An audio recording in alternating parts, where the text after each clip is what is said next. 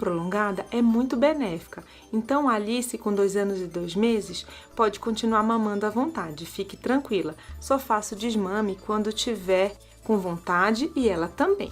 Na questão da alimentação, talvez dar mais autonomia para ela e apresentar os pratinhos de maneira diferente, mudando as apresentações e a consistência dos alimentos possa te ajudar. Um grande beijo! Queria agradecer a participação da doutora Rafaela Calmon. E a gente viu ali, nossa, essa mãe consegue amamentar até os 2, 3 anos. Tem mães que conseguem mesmo. Cada realidade é uma, né? Eu, desde o início, falava, vou amamentar até 1 ano, não sei o quê. E a natureza não me proporcionou essa dádiva. Sim. Mas é engraçado, porque quanto mais tempo, eu acho que também fica uma dificuldade da mãe, né? De tirar depois. De desapegar desse momento, né? E às vezes, quando a criança vai ultrapassando os 2 anos, ela já vai usando a mama mais como uma chupeta, como uma manha, como um né? E aí, para tirar, é mais difícil também, né? Doutora Carolina, muito obrigada pela presença aqui no Momento Papo de Mãe. Agradeço vocês o convite. Manda um beijinho, então, para Laura e para Júlia. Ai, obrigada pelo convite, adorei. Duro que a gente quer ficar falando 3 horas aqui. Se deixar, a gente fica. É verdade. O Momento Papo de Mãe fica por aqui. Obrigada a todos e até a próxima aqui na Cultura.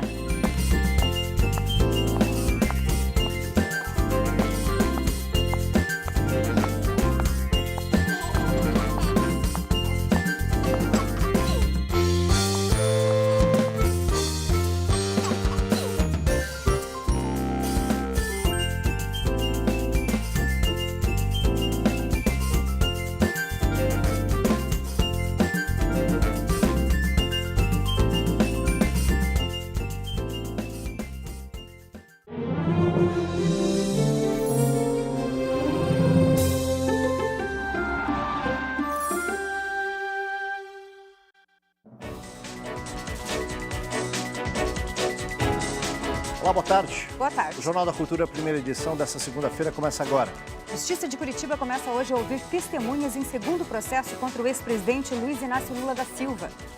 Lei que pode salvar vida de crianças está parada no Congresso há 23 anos. Texto obriga fabricantes de remédios e produtos químicos a usar embalagens com tampas que garantam a segurança dos pequenos.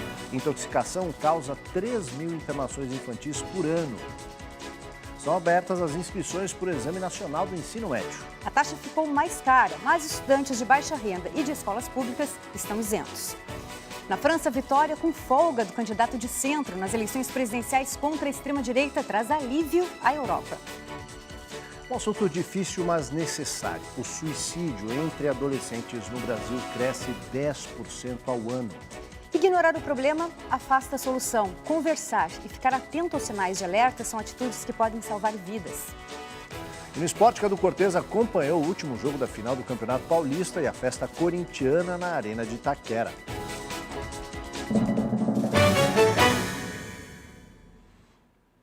Um alerta para quem tem criança em casa, viu? Os acidentes são a principal ameaça a quem tem de 0 a 14 anos no Brasil. A intoxicação, seja por remédios ou produtos químicos domésticos, está entre os principais motivos. Um projeto de lei quer deixar as embalagens à prova de crianças e aumentar a dificuldade para o manuseio pelos pequenos. É só deixar a embalagem do remédio ao alcance que a Maria Clara logo pega. A Shirley tem que ficar sempre atenta. Existe uma regra aqui em casa que é: você é uma mocinha de 5 anos e não toma remédio sozinha. É no ambiente doméstico que mais acontecem acidentes por intoxicação em crianças. Segundo a ONG Criança Segura, em 2014, aconteceram 93 mortes por intoxicação entre crianças de até 14 anos em todo o Brasil. Pouco menos da metade tinha entre 2 e 4 anos.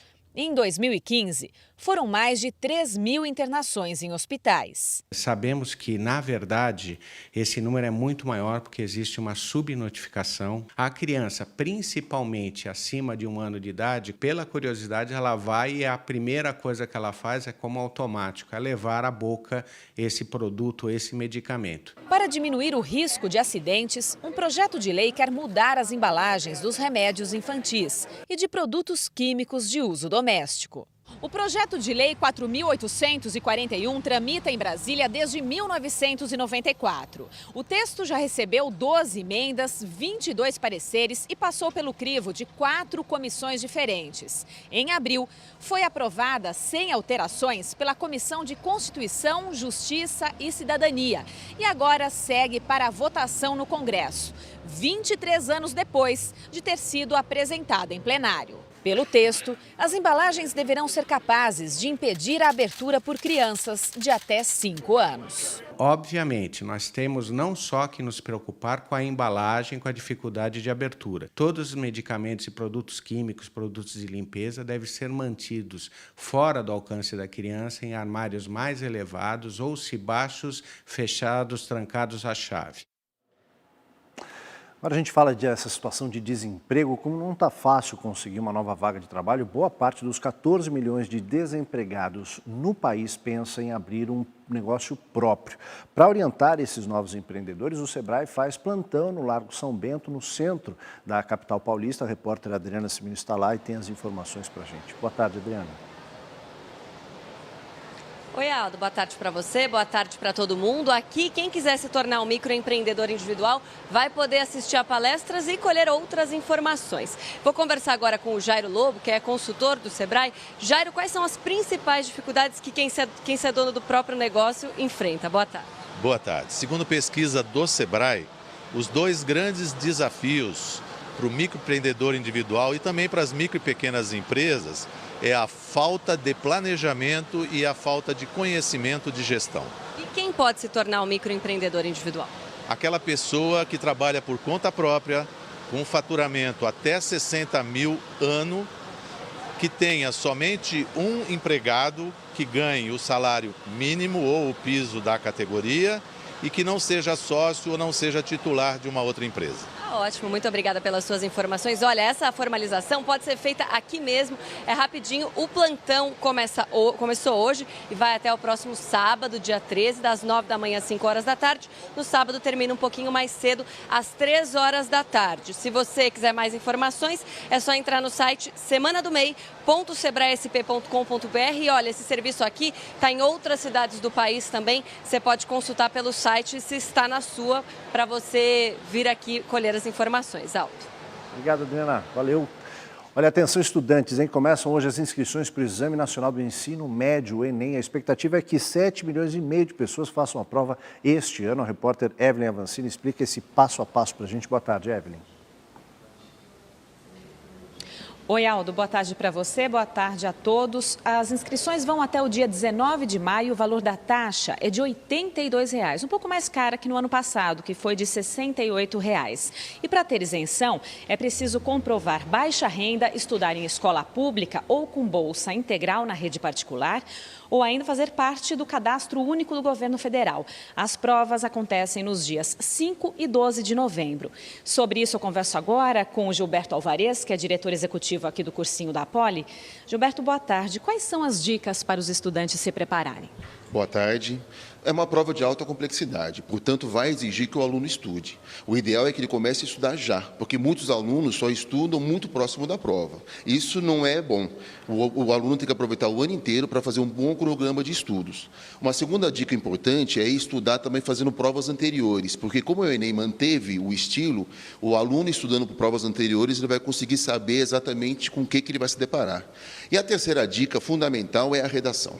A redação tem um grande peso para aquelas escolas que cobram, que aceitam o ingresso nas suas universidades por conta do Enem. Fazer redação é fundamental. E a única forma de ir bem na redação é fazer redação. Portanto, se o aluno puder fazer 2 redações por semana, é fundamental. Ok, muito obrigada. Para se inscrever é preciso ter RG e CPF em mãos. O site é o www.enem.inep.gov.br. Lembrando que é até o dia 19 de maio. Aldo. Obrigado, Evelyn. Ana.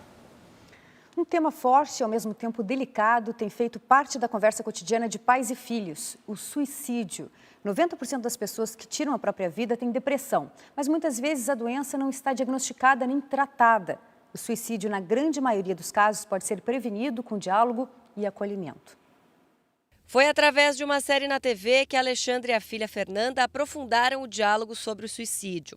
Muito além do entretenimento, a conversa trouxe alertas importantes para as relações pessoais entre familiares e amigos. Se você vê alguém que você percebe, alguém te dá o mínimo que for do sinal, para você ir conversar com a pessoa, perguntar se ela está bem, se ela não quer conversar. Principalmente ouvir o que os filhos têm a dizer, porque muitas vezes os pais acham que os problemas dos filhos são pequenos perante os problemas deles. De acordo com o Mapa da Violência 2017, a taxa de suicídio entre os jovens brasileiros cresceu quase 10% nos últimos 12 anos. Silenciar o assunto como se ele não existisse só agrava o problema.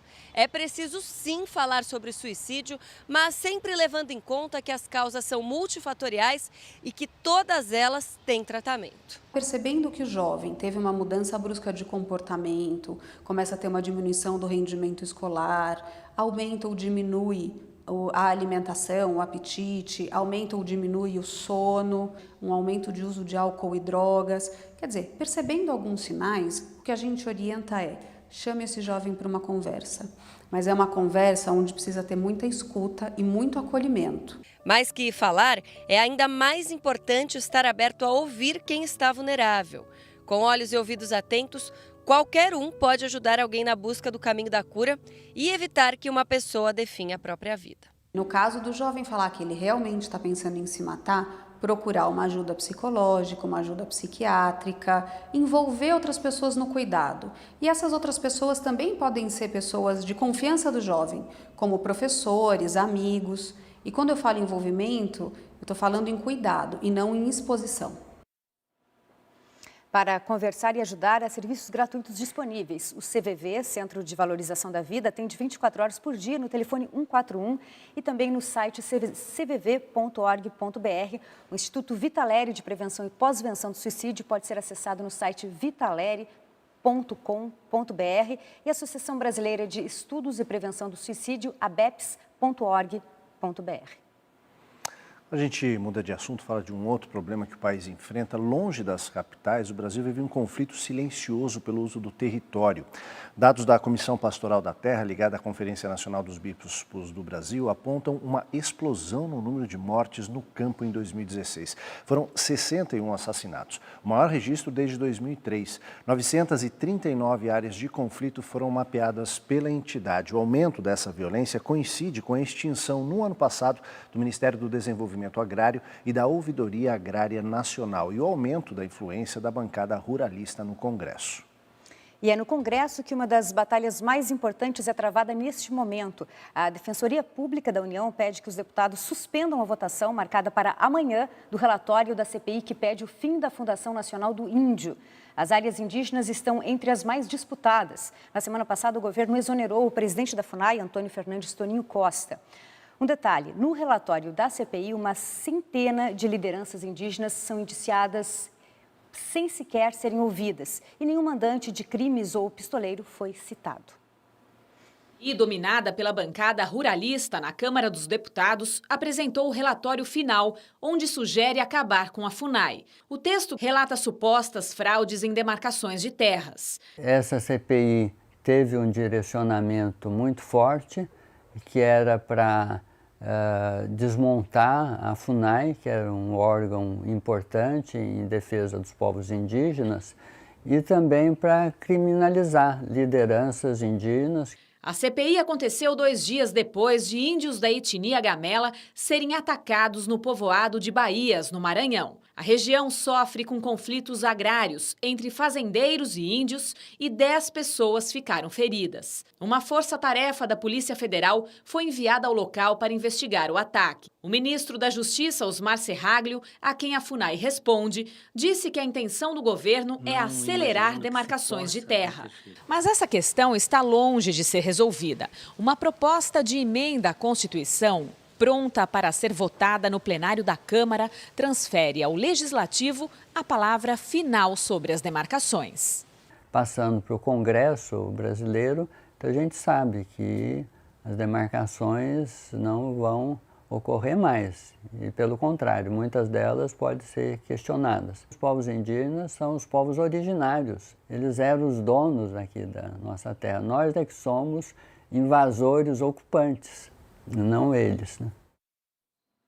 O ministro da Justiça e Segurança Pública, Osmar Serralho, como você viu aí na reportagem, diz reconhecer a importância do atendimento pleno, a qualidade de vida das comunidades indígenas. Ele propõe que a política indigenista não fique restrita à questão das reservas, já que elas já correspondem a 13% do território nacional. Segundo o Ministério, comparativamente, a população indígena é de 0,4% da população brasileira. O Estado de São Paulo prorroga a isenção de imposto para a aquisição de carro novo pelos taxistas. O decreto foi assinado hoje pelo governador Geraldo Alckmin. Com a assinatura do decreto, os 60 mil motoristas de táxi do Estado de São Paulo mantêm a isenção do ICMS, que corresponde a 12% do valor dos veículos vendidos pelas fábricas e também pelas concessionárias de São Paulo. Esse benefício existe desde 1989 e vem sendo renovado desde então. Isso é um triplo benefício. Benefício para o taxista, consegue trocar de carro com preço mais barato.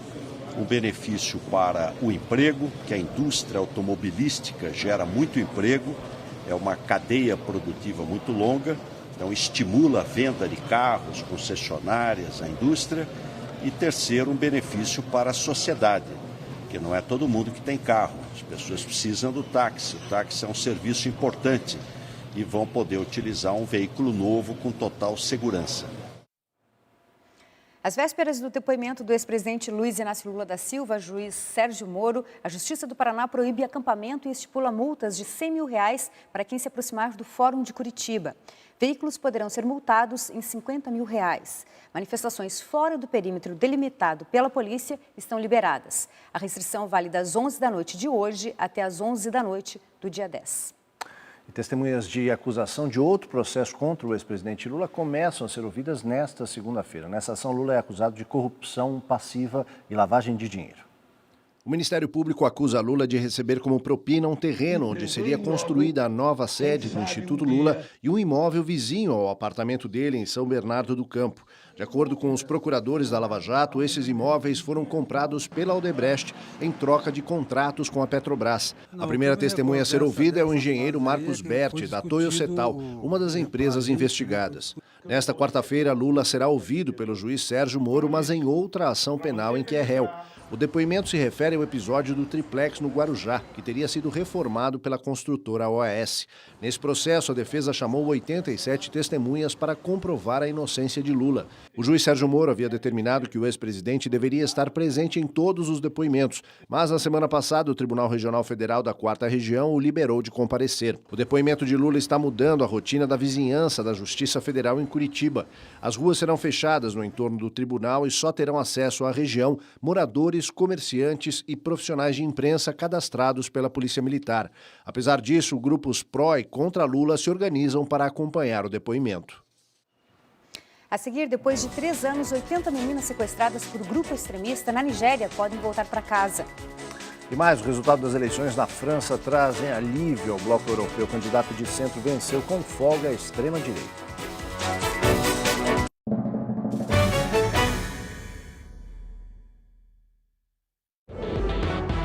Saúde, educação, comportamento, política, economia. Seja qual for o assunto, JC Debate. Esperamos você de segunda a sexta-feira, 12h30. E você pode participar da nossa conversa, mande suas perguntas e comentários pelo Facebook e também pelo Twitter.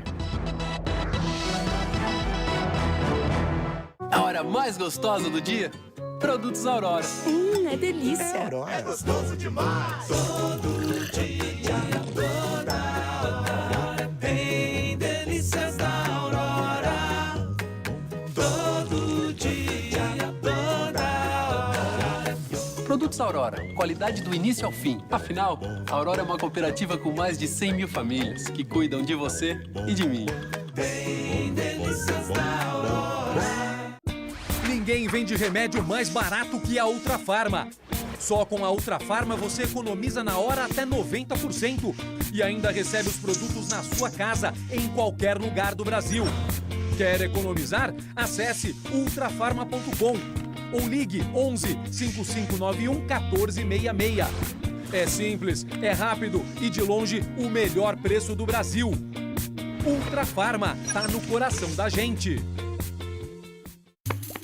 Hoje, 14h, Coisas. Centro Operacional Informativo sobre assuntos supimpas informa. Estamos chegando em nova temporada no Quintal da Cultura. Aguarde. Churrascaria Vento Aragano, sinônimo de tradição e qualidade. O lugar perfeito para todas as ocasiões. Cortes especiais para os paladares mais exigentes. Buffet com grande variedade. Carta de vinhos selecionados e premiados. E tudo isso com muita paixão e o jeito gaúcho de se fazer churrasco. Vento Aragano, a arte de fazer churrasco. Avenida Rebouças, 1001, Jardins. A partir de hoje tem novidade na cultura. O programa que tira as principais dúvidas sobre a maternidade está de cara nova. Momento Papo de Mãe. Hoje, 15h45, na Cultura.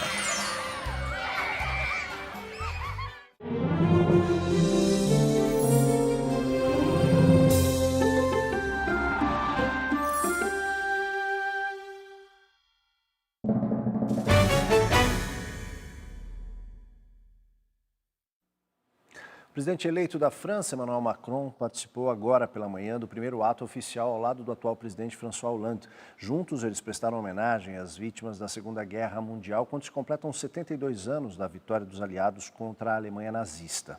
Macron venceu neste domingo a candidata de extrema-direita Marine Le Pen. O resultado foi comemorado pelas principais lideranças mundiais. A transmissão do cargo está marcada para o dia 14 de maio.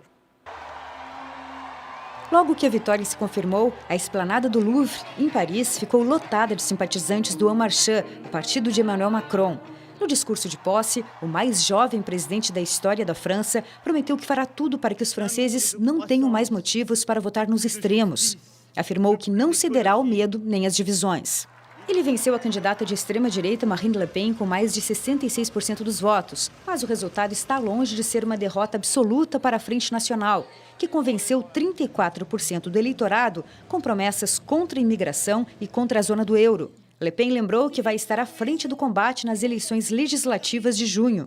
Sem representação relevante na Assembleia Nacional, Macron terá que conseguir a maioria das cadeiras no mês que vem para conseguir governar e implementar as reformas prometidas na campanha. Nos próximos 5 anos, o novo presidente terá de enfrentar uma série de desafios à frente do Palácio do Eliseu, como uma taxa de desemprego de 10%, a luta antiterrorista e a crise na União Europeia.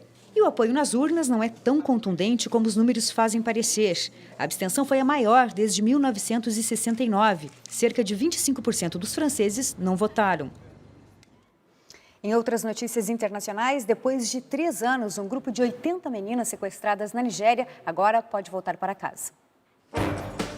As 82 meninas foram recebidas pelo presidente nigeriano Muhammadu Buhari, na capital Abuja, neste domingo, um dia depois de serem libertadas, em troca de 3 comandantes do grupo extremista.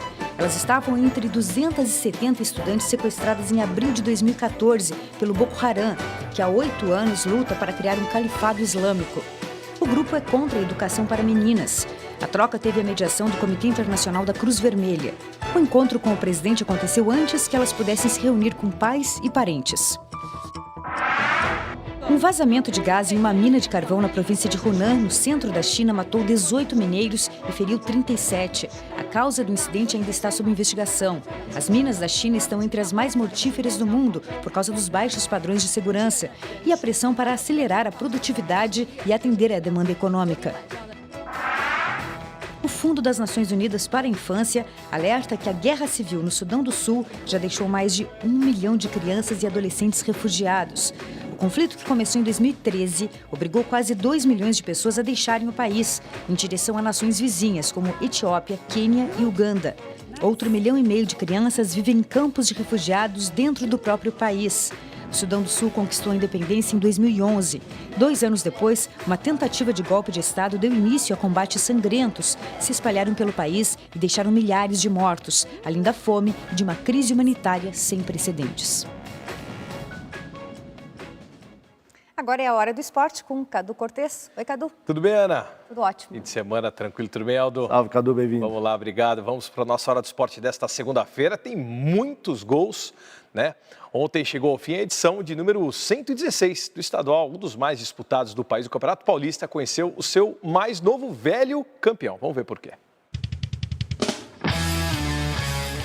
Arena Itaquera, ingressos esgotados, mais de 46 mil pessoas, jogo de número 100 no estádio corintiano para receber o time do Povo e a Ponte Preta.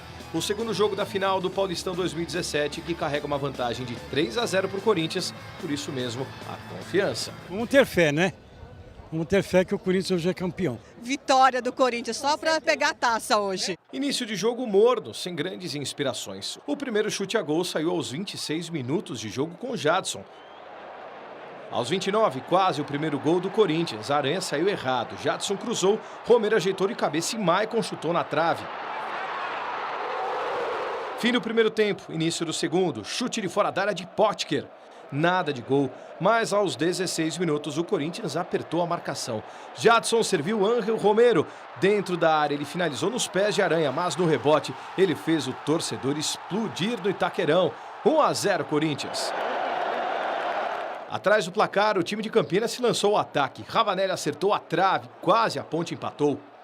E aos 40 minutos, a Ponte Preta chegou ao gol de honra com Marlon, mas já era tarde.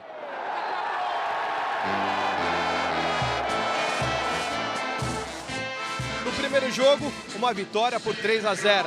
No segundo, um empate em 1-1. E com isso, o Corinthians conquista o seu 28º título paulista e sobe no lugar mais alto do pódio, o maior campeão estadual. Fico feliz porque eu acho que foi um começo de ano meio uma cobrança muito grande em cima do grupo, uma desconfiança muito grande e a gente conseguiu aí com muito trabalho, muita humildade, conseguir um título paulista. Usar 77 e o título de 77 de novo foi significativo, simbólico para você? A diretoria deu essa ideia para mim. E ninguém esperava que ia dar uma final contra a Ponte Preta ainda, né? Então, deu tudo certo esse começo de ano aí. Tomara que dê até o final do ano. Tá certo, o Jadson que usou a camisa número 77 durante todo o campeonato. Vamos conhecer também os outros campeões estaduais pelo Brasil. O Rio Grande do Sul é azul, Anil, do Novo Hamburgo, campeão pela primeira vez na história do Gauchão. Após empate no tempo normal, nos pênaltis, vitória por 3-1 e a taça inédita. Catarinense, a Chapecoense confirmou o título, mesmo com a derrota por 1-0 para o Avaí. Leandro Silva marcou o gol do time de Florianópolis. Menos de 6 meses depois do acidente, a Chape se reinventou e conquistou o primeiro bicampeonato da sua história. Passado e presente unidos no título de campeões do estado. Em Minas, 44 vezes Atlético e para cima do Cruzeiro, 2-1. Robinho abriu o placar. Ávila com o vôlei empatou, mas Elias fez o segundo e sacramentou mais uma taça para o Galo doido. Baiano, Vitória e Bahia empataram em 0-0. Jogo bastante equilibrado, chances perdidas e o resultado foi suficiente para o rubro-negro, dono da melhor campanha da primeira fase, conquistar o título de 2017. Campeonato Carioca, o Flamengo venceu o Fluminense por 2-1 de virada no Maracanã e chegou ao seu 34º título estadual de forma invicta. O tricolor fez 1-0 com Henrique Dourado, Guerreiro empatou e Rodinei marcou o gol do título. Muito bem, do futebol vamos para o vôlei. Ontem teve a final da Superliga. Vamos ver como é que foi. Pela quarta vez consecutiva e quinta na história, o Cruzeiro é o campeão da Superliga Masculina de Vôlei. O título da temporada 16-17 foi conquistado com vitória por 3-1 sobre o Taubaté. As duas equipes chegaram cercadas pela expectativa por uma das melhores finais de todos os tempos, com direito a 5 atuais campeões olímpicos em quadra: William e Evandro, Wallace Eder e Lucarelli. E os adversários cumpriram a promessa, fazendo um jogo equilibrado na maior parte dos momentos e decidida nos detalhes. O único momento de susto para a Raposa foi no terceiro set, quando o time paulista sustentou a vantagem e fechou a parcial em 25-18. Mas o Cruzeiro voltou para o jogo no quarto set, forçando mais uns saques e mantendo a vantagem no placar desde os primeiros lances, com apoio da torcida e pressionando ainda mais os visitantes, fechando o jogo com vitória por 25-19 para Delírio Azul dentro e fora de quadra. Vôlei sempre forte, atual campeão olímpico, né? É isso aí, valeu, Aldo. Valeu, Cadu. Obrigado. Até mais, gente. Até Tchau. amanhã. Ótima informação, o juiz Sérgio Moro, em Curitiba, proibiu que a defesa do ex-presidente Luiz Inácio Lula da Silva grave o depoimento dele na quarta-feira e também a entrada de celulares na audiência. O Jornal da Cultura, primeira edição, fica por aqui. Uma ótima tarde para você. Agora você acompanha o JC Debate, que hoje fala sobre os smartphones. Uma ótima tarde para você, a gente se vê aqui amanhã no mesmo horário. Tchau.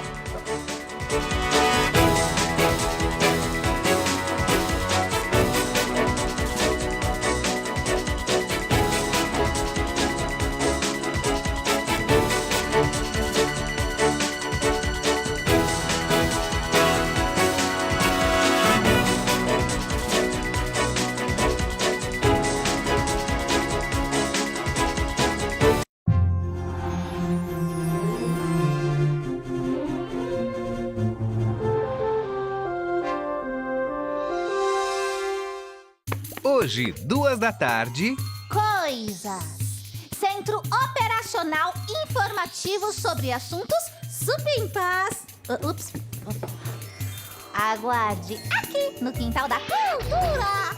Segunda, no centro do Roda Viva, o psicanalista Jorge Forbes, em pauta Terra 2. Programa em exibição aqui na TV Cultura, que trata de forma inovadora as questões da pós-modernidade. Nós estamos vivendo, no momento, uma revolução na forma de viver do homem, nos últimos 30 anos, mais rápida, mais importante do que os últimos 3.000 anos da nossa história. Segunda, 10h15 da noite. Roda Viva, apoio Bradesco. Seu próximo passo é agora, pra frente. Nesta terça, em Terra 2... O talento versus a superação. Eu acho que nós estamos vivendo uma epidemia de superados. Todo mundo se supera em alguma coisa. Não é pecado ter talento. LED, por que o sucesso e o talento incomodam? Tem gente morrendo por causa desse vírus. A gente precisa correr contra o tempo, Beto. Trabalhar. Se esforçar muito para encontrar uma vacina contra ele. O Luciano ajustou o reagente. Funcionou. Se a vacina do Zucker sair desse laboratório, quem você acha que vai entrar na história? Os esforçados ou o talentoso? Ficar com todos os méritos, né? É isso que vocês talentosos querem. A superação é do povo e o talento é do solitário. Terça, 10h30 da noite.